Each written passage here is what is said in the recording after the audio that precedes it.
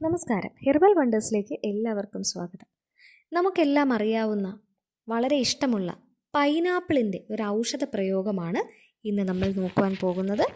ഇത് തൊണ്ടവീക്കം, bronchitis, asthma, അതുപോലെ കഫം കൊണ്ടുള്ള പ്രശ്നങ്ങൾ, പിന്നെ തുടർച്ചയായുള്ള ചുമ എന്നിവയ്ക്കെല്ലാം വളരെ ഫലപ്രദമാണ്.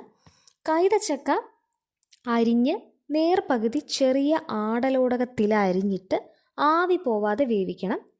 അതിനുശേഷം ഇത് ഞെവടിപ്പിഴിഞ്ഞ് 50 ഗ്രാം കൽക്കണ്ടവും ചേർത്ത് വീണ്ടും തിളപ്പിക്കണം. ഒരു സർബത്ത് പാകത്തിലായി തുടങ്ങുമ്പോൾ കുപ്പിയിലാക്കി ടേബിൾ സ്പൂൺ കണക്കിന് ദിവസവും 4 മണിക്കൂർ ഇടവിട്ട് കഴിച്ചാൽ ക്ഷീണവും മാറും, ചുമയും മാറും, കാസവിമ്മിഷ്ടവും, തൊണ്ടവീക്കവും, ബ്രോങ്കൈറ്റിസും, ആസ്മയും എല്ലാം തന്നെ മാറിക്കിട്ടും. ഇത്തരം ഫലപ്രദമായ അറിവുകൾ ദിവസേന കിട്ടുന്നതിനായി ചാനൽ സബ്സ്ക്രൈബ് ചെയ്യാൻ മറക്കരുതേ. നന്ദി.